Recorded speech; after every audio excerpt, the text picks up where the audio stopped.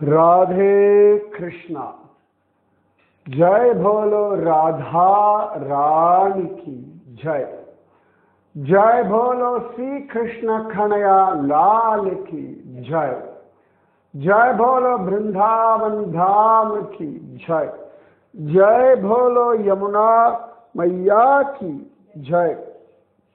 जय बोलो गोवर्धन गिरिराज की जय। जय बोलो वंशी वट की जय। वंशी वट கிருஷ்ணன் அவ்வளவு அழகா வேணுகானம் பண்ண கோபிகைகள் எல்லாரும் தங்களுடைய எல்லாவற்றையும் விட்டுவிட்டு கண்ணனே கதி என்று வந்த இடம். எப்படி சன்னியாசிகள் சகலத்தையும் தியாகம் பண்ணிட்டு தெய்வமே கதி என்று வருகிறார்களோ அதுபோலே கோபிகைகளும் சகலத்தையும் துறந்து கண்ணன் சரணாரவிந்தங்களிலே வந்து விழுந்த இடம் வம்சி வட். இந்த வம்சின்னா புல்லாங்குழல் அப்படின்னு அன்னைக்கே சொல்லிட்டு இருந்தேன். அழகா அந்த வம்சியை பற்றி ஒரு ஸ்லோகம் கூட நான் கேட்டேன், நிறைய பேர் எழுதுங்கள். வம்சி விபூஷித கராத் நவநீரதாபாத் பீதாம்பராத் அருணபிம்ப பலாதரோஷ்டாத் பூர்ணேந்து சுந்தரமுகாத் அரவிந்த நேத்ராத் கிருஷ்ணாத் பரம் கிமபி தத்வம் அஹம் ந ஜானே. அழகான ஒரு ஸ்லோகம். மதுசூதன சரஸ்வதி அப்படின்ற ஒரு அத்வைத ஆச்சாரியர் சொன்ன ஒரு ஸ்லோகம். அதாவது ரூபங்கள் இல்லாமல் தியானம் பண்ணக்கூடிய ஒருத்தர் சொன்ன ரொம்ப விசேஷமான ஒரு ஸ்லோகம் இது. வம்சி விபூஷித கராத். அழகாக வம்சியை ஏந்தி கொண்டிருக்கக்கூடிய கைகளை உடையவனும், நவநீர தாபாத் அழகாக புதிய நீருண்ட மேகம் போன்ற இருக்கக்கூடிய வர்ணம் உடையவனும், நீலமேக சாமலனும் ஆகிய, பீதாம்பராத் அழகான பீதாம்பரத்தை தரிச்சவனும், அருண பிம்ப பல அதர ஓஷ்டாத் அதர உஷ்டாத் நத்தம் அருண பிம்ப பலாதரோஷ்டாத். அதாவது இளங்காலை சூரியன் போலே சிவந்த கொவ்வைப்பழம் போன்ற உதடுகள் உடையவன் அப்படின்னு அர்த்தம். அருண பிம்ப பல, பலன்றது பழம். அருணபிம்ப இளங்காலை சூரியன் போல சிவந்த கோவை பழம் சிக்கச்சவேன்னு இருக்கும். அந்த மாதிரி உடைய அபரங்கள் உடையவனும், பூர்ணேந்து சுந்தர முகாத் பூர்ணச்சந்திரன் போல பிரகாசிக்கக்கூடிய திருமுக மண்டலம் உடையவனும், அரவிந்த நேத்ராத் அரவிந்த நேத்திரங்கள் தாமரை கண்கள் உடையவனுமாகிய கண்ணனை தவிர வேறொரு தத்துவத்தை நான் அறிந்ததில்லை அப்படின்னு அர்த்தம். வம்சி விபூஷித கராத் நவநீரதாபாத் பீதாம்பராத் அருணபிம்ப பலாதரோஷ்டாத் பூர்ணேந்து சுந்தரமுகாத் அரவிந்த நேத்ராத் கிருஷ்ணாத் பரம் கிமபி தத்வம் அஹம் ந ஜானே. இந்த கண்ணனை தவிர எனக்கு எதுவும் தெரியாது அப்படின்னு மதுசூதன சரஸ்வதி சொன்ன ஸ்லோகம். கோபிகைகள் வந்த பொழுது கண்ணன் இத்தனை ஜோராகத்தான் கைகளில் வம்சி எல்லாம் வச்சுக்கோங்க. வம்சி வட் அப்படின்னு பேர். இந்த வம்சி வட்டு கீழதான் ராதா கோபிநாதன் கிடைச்சான். ஒரு பெரிய வெள்ளத்துல மழையில புயல்ல இந்த ஆலமரம் விழ அந்த ஆலமரத்துக்கு உள்ள கீழே கோபிநாதன் கிடைச்சான் அப்படின்னு நாம பார்த்தோம். இந்த இடத்துலதான் கோபிகைகள் வர, கண்ணன் அவர்களிடத்துல பேச, கோபிகைகள் கண்ணனிடத்துல பேச, கண்ணன் கோபிகைகளுடைய சாதுரியமான சாமர்த்தியமான ஸ்ரத்தையோடு கூடிய பிரேமையோடு கூடிய பக்தியோடு கூடிய பேச்சை கேட்டுட்டு ஆனந்தமா சிரிச்செண்டே தன்னை அவர்களுக்கு சமர்ப்பணம் பண்ணலாம்னு தீர்மானிச்ச இடம் வம்சி வட். அதாவது சாதாரணம் பெரியவாள்லாம் சொல்லுவான், நாம் அவனை நோக்கி ஒரு அடி எடுத்து வச்சா அவன் 1000 அடி நம்மை நோக்கி எடுத்து வைப்பான் அப்படின்னு சொல்லுவாங்க இல்லையா. அதற்கான உதாரணமான ஒரு ஸ்தலம் இந்த வம்சி வட். இங்கதான் கண்ணன் அவ்வளவு அழகாக கோபிகைகள் இத்தனை ஸ்ரத்தையோட இருக்கார்கள். இவர்களுடைய பக்திக்கு அனுகிரகம் பண்ணுவோம் அப்படின்னு அனுகிரகம் பண்ண இடம் இந்த வம்சிவட் மகாராசஸ்தலி அப்படின்னு பேர். இந்த வம்சிவட், நிதிவனம், சேவா கொஞ்சம் எல்லாமே ஒரு இடத்துல பெரிய இடங்கள் தான். இன்னைக்கு காலகட்டத்தில் எல்லாம் சுற்றி வர கட்டடங்கள் வந்ததுனால அங்கங்கே குட்டி குட்டியா போயிடுத்து. இது எல்லாமே சேர்ந்ததுதான் பிருந்தாவனம். ஒவ்வொரு இடத்துலையும் பகவான் அழகா ராசக்கிரீடை பண்றது உண்டு. சேவா குஞ்சில் அழகா ராதைக்கு சேவை பண்ணுவான். நிதிவனத்துல ஜோரா ராதையோட ஆனந்தமா ஆடுவான். இந்த மகாராசஸ்தலின்னு சொல்லும்படியான எல்லாத்தையும் மகாராசஸ்தலின்னு சொல்லுவான்.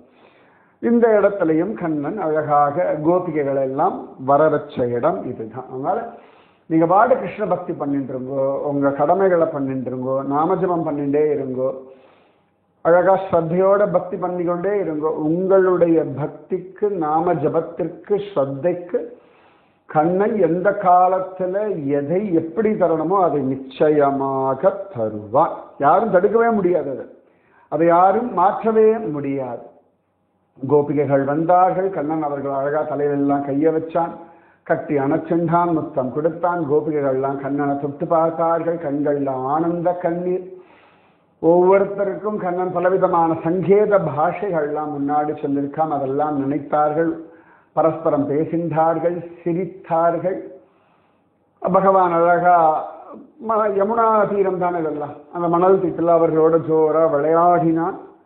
அப்ப கோபிகைகள் எல்லாரும் ஆனந்தத்துல தளச்சிருக்கும் பொழுது தேவர்கள் எல்லாரும் ஆஹா பரமபாகியவதிகள் இவர்கள்னு சொல்ல, உடனே கோபிகளுக்கு உலகத்திலேயே நாம் தான் பாக்யம் உடையவர்கள் நினைச்சுட்டா. அதாவது சௌபாகிய மதம்னு பேர்.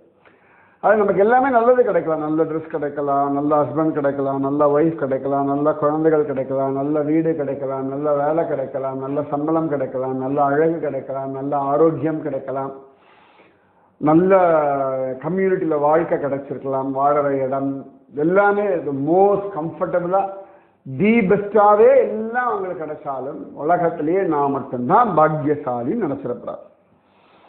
அதுதான் கஷ்டமே. இப்போ அசுராளுக்கெல்லாம் பாருங்களேன், அவ்வளவு நல்லா தபஸ் பண்றான். ஃபர்ஸ்ட் கிளாஸ் தபஸ். நிஜமாவே அசுர தவம் எல்லாம் பிரமிச்சு போகும்படியா இருக்கு. இந்த இரண்ய கசிப்புலாம் ஒரு பக்கம் அவனுக்கு கரையான் அடிச்சு விடுத்துன்ற உடம்பு, அந்த அளவு தபஸ் பண்றான். ராவணன் தன் தலையே வெட்டிதானே தபஸ் பண்றான். அவ்வளவு தபஸ் பண்றான். அவ்வளவு பெரிய வரம் கொடுக்கிறான் பகவான். பிரம்மதேவர், சிவபெருமான் எல்லாரும் அசாத்தியமான வரம். அதாவது அப்படியே லைஃப் லாங் செட்டில் லைஃப்ல செட்டில் ஆயாச்சுன்னு இருந்துடலாம், அப்படி ஒரு வரம். ஆனா நாம தான் பாக்யசாலிகள்னு நினைச்சுட்டோ அடுத்த வாழெல்லாம் அல்பமா நினைக்கிறா இல்லையா, அங்கதான் அடி வாங்குறான்.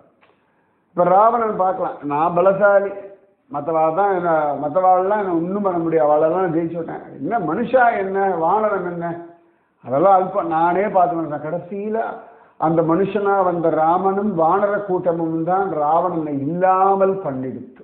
அது என்ன பெரிய ஆளா. அதனாலதான் யாரையும் துச்சமாக நினைத்தல் கூடாது அப்படின்றது பெரிய பாடம் சனாதன தர்மத்துல. ஏன்னா கடுகு சிரித்தாலும் காரம் போகாது, எறும்பு கடிச்சாலும் வலிக்கும், சிறு துரும்பும் பல்குத்த உதவும். ஆனா எப்பொழுதுமே பத்ரிகாசிரமம் போகும்பொழுது அங்க ஹனுமான் சக்தின்னு ஒரு இடம் உண்டு. மற்ற இடத்தெல்லாம் கூட வேகமா காட்டும், ஹனுமான் சக்தி பண்ணி நிறுத்தி நிதானமா காட்டி இந்த பீமன் ஆஞ்சநேயன் மீட் பண்ண விஷயத்த சொல்லிட்டு யாரையும் துச்சமா நினைக்கப்படாது அப்படின்னு சொல்லிட்டு தான் அழைச்சிட்டு வருவேன். அது எனக்கு எப்பவுமே தோணும், யாரோ இவாதான இல்லை இல்லை ஹனுமான் சக்தி ஞாபகம் வச்சுக்கோ, பீமன் ஹனுமான் யார் துச்சம், யாருமே இங்க துச்சம் இல்லை. ஆனா சந்தர்ப்பத்துல நமக்கு இப்படி தோணி போயிடும் இல்லையா. அதனால இந்த எதுலையுமே அந்த மதம் வரப்படாது. மதம் அப்படின்னா அதுல அந்த யானைக்கு மதம் பிடிக்கிற மாதிரி நமக்கு அந்த அகம்பாவம். சௌபாகிய மதம்னு பெயர் இருக்கு கோபிகளுக்கு.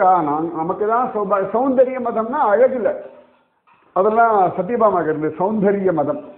சௌபாகிய மதம் கோபிகைகளுக்கு. அப்புறமா ஞான மதம்னு ஒண்ணு உண்டு. ஞானத்துல ரொம்ப என்ன போல ஞானம் அடைஞ்சவர்கள் யாரும் இல்லை, உத்தவன். அதனாலதான் பகவான் போ நீ பிருந்தாவனத்துக்கு போறாசா, உன்னோட ஞானம் எல்லாம் எந்த மூலைன்னு உனக்கு தெரியும் அப்படின்னு. ஒவ்வொருத்தருக்கும் அந்த ஒரு இடத்துல மதம் வந்துடும். அதுல உத்தவனுக்கு ஞானத்தை பற்றிய ஒரு மதம். நாரதருக்கு நாம ஜப மதம் வருது. நம்மளை போல யாரும் நாம ஜபம் ஜபிக்க முடியும்னு. அப்பதான் ஒரு சம்சாரியை காமிச்சு பகவான் எவ்வளவு அழகா ஜபிக்கிறான் பார் அப்படின்னு சொல்லி நாரதனுடைய மதத்தை அடிச்சார் அப்படின்னு காண கிடைக்கிறது. அப்ப இந்த மதம் சௌபாகிய மதம் வந்தவொடனே கண்ணன் மறைஞ்சு போயிடுறான். இதெல்லாமே நடந்தது இந்த வம்சிவட் பக்கத்துல தான். வம்சிவட் எல்லாமே அதே தான். அதுக்கப்புறமா தான் கோபிகைகள்லாம் கத்தி கதறி அழுது புலம்பி எல்லாம் பண்ணி அப்புறம் ராதாராணியை பார்த்துட்டு ராதாராணியோட அப்புறம் கோபிகா கீதம் பண்ண இது எல்லாமே இந்த வம்சிவட் சிங்கார்வட் எல்லாம் பக்கத்துல தான். அதுக்கப்புறமா கண்ணன் வரான். கண்ணன் வந்தோடனே கோபிகைகள்லாம் கேட்குறா எங்கடா போனா ஏதுடா போனான்னு. பகவான் அழகா ஒரு முனிவரை காப்பாற்ற போனேன் அப்படின்னு சொல்றான். ஹம்ச அப்படின்ற ஒரு முனிவர் 2 மன்வந்திரங்களா தபஸ் பண்றாரு. 2 மன்வந்திரங்கள். நான் அன்னைக்கே சொன்ன ஒரு மன்வந்திரத்துல எவ்வளவு வருஷங்கள் உண்டு அப்படின்னு சொன்னேன். 14 மன்வந்திரங்கள் சொன்னேன். அன்னைக்கு கூட சொன்ன யோசனை பண்ணி பார்த்துக்கோங்க. ஒரு மன்வந்திரத்துக்கு எத்தனை சதுர்யுகங்கள்னு உண்டு. அவர் 2 மன்வந்திரம் எந்த எதிர்பார்ப்பும் இல்லாமல் பகவான் நினைச்சுண்டு வாழ்ந்தாராம் இந்த அம்சரிஷி. அப்ப அவரை காப்பாத்துறதுக்கு சுவாமி போனார். இது யார் சொல்றா அப்படின்னா கண்ணனே சொல்றான். இன்னைக்கு அந்த வம்சிவட்குள்ள நுழைஞ்சு சொன்னா அந்த ஆலமரம் இருக்கும். அப்புறம் அங்கேயே ஒரு ராதையும் கண்ணனுமான கோவில் உண்டு. அங்க சுத்தி வர அந்த காம்பவுண்டோட 4 ஓரத்திலையும் பார்த்தோம்னா ஆசுரி முனிவர், அதுக்கப்புறம் வேதவியாசர், சுகபிரம்மம், கர்காச்சாரியார், அப்புறமா ஹனுமான், அதுக்கப்புறம் சிவபெருமான். இப்படி இவாள் தான் 4 மூலையில இருந்துட்டு இருப்பான்.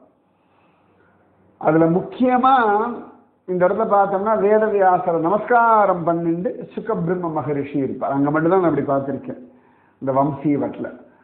அதுக்கப்புறமா கர்க மகரிஷி நான் வேற எங்கேயுமே பார்த்ததில்ல. வம்சிவட்ல மட்டும்தான் இந்த கர்காச்சாரியார் கர்க மகரிஷி தான் அழகா கண்ணனுக்கு பெயர் வச்சவர்.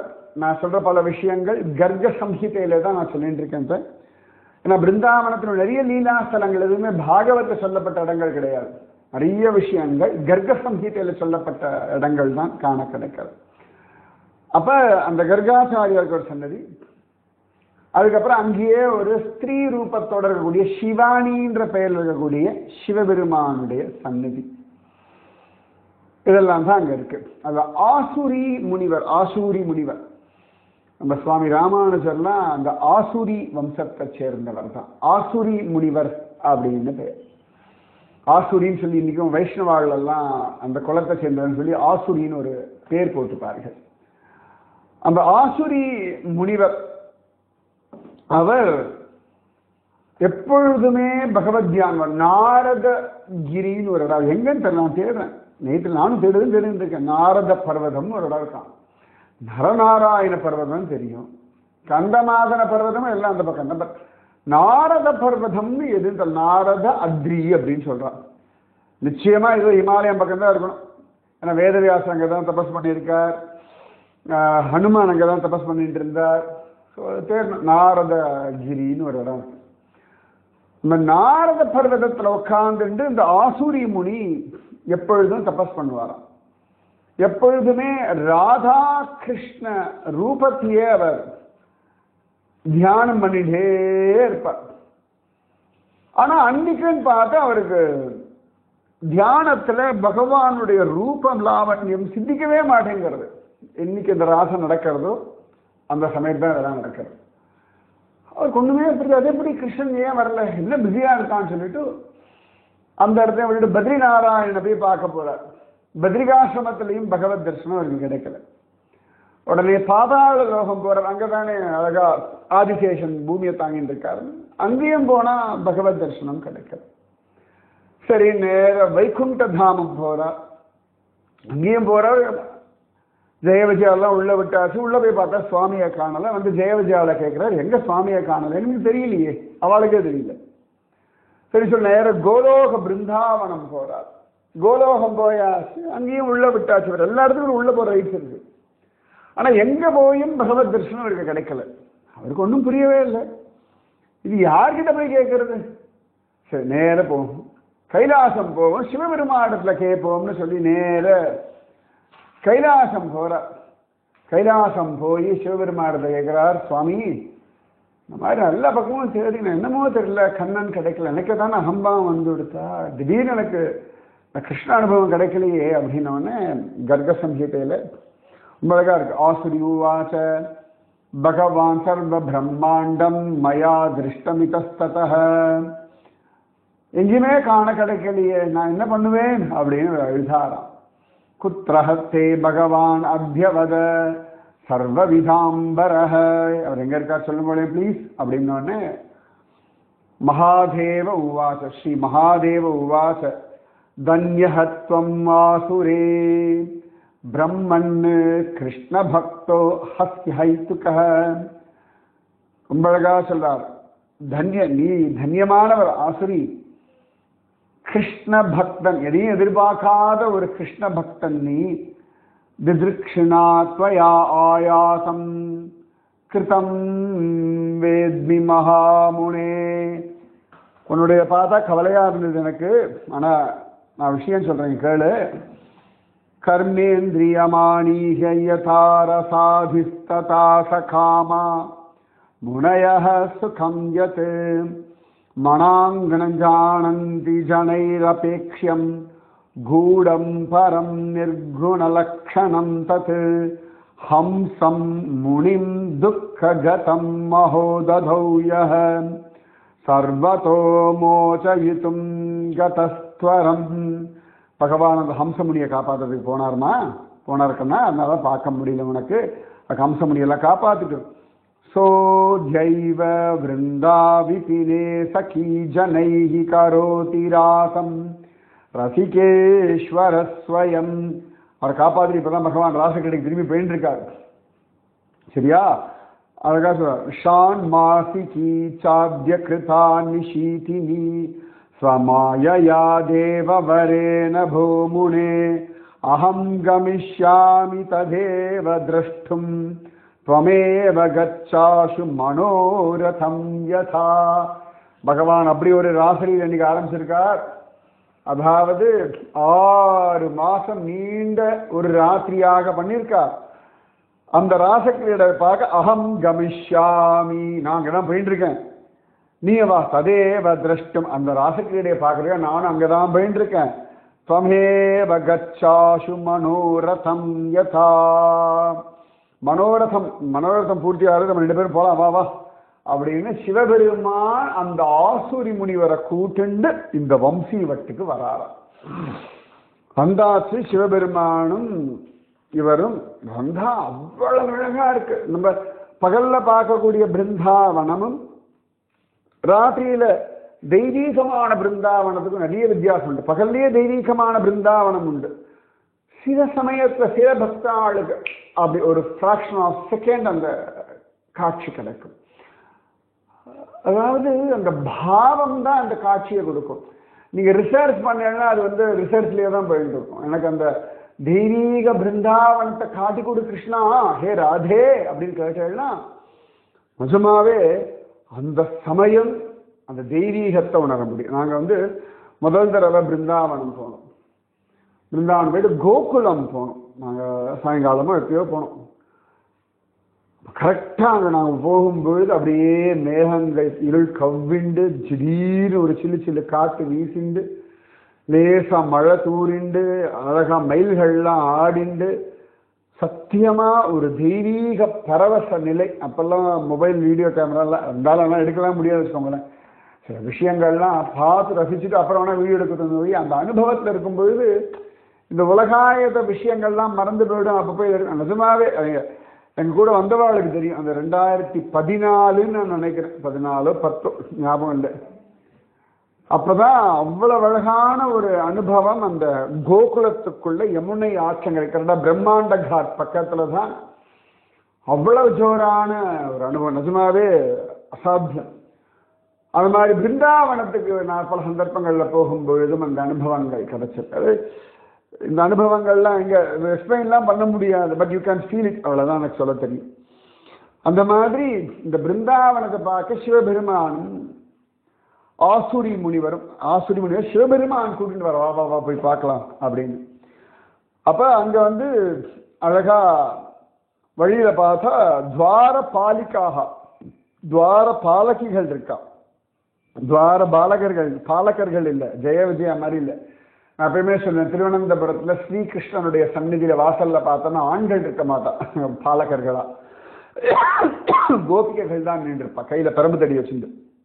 அந்த மாதிரி இங்க தாவாகுனு பர்ஷார்தல மார்கஸ்ததா துவாரபாலிக அழகாக தாவாகுனு பர்ஷார்தூல மார்கஸ்தா துவாரபாலிகாக அங்க வாசல்ல இந்த துவாரபாலிகான்னா ரெண்டு பேர் சொல்றாங்க. துவாரபாலிகா ஊச்சுகு சர்வதோ விருந்த காரணம் கோட்டிஷ கோட்டிஷோ வயம் ராசரக்ஷாம் சதா குர்மோம் न्यस्ता कृष्णेन भोद्विधौ एकोऽस्ति पुरुषः कृष्णो निर्जनं रासमण्डले निर्जनेनासमण्डले अन्यो न याति रहसि गोपीयूथं विना क्वचित् चेद्दिदृक्षु युवां तस्य स्नानं मानसरोवरे कुरुतं तत्र गोपित्वं प्राप्याशु व्रजतं मुनि.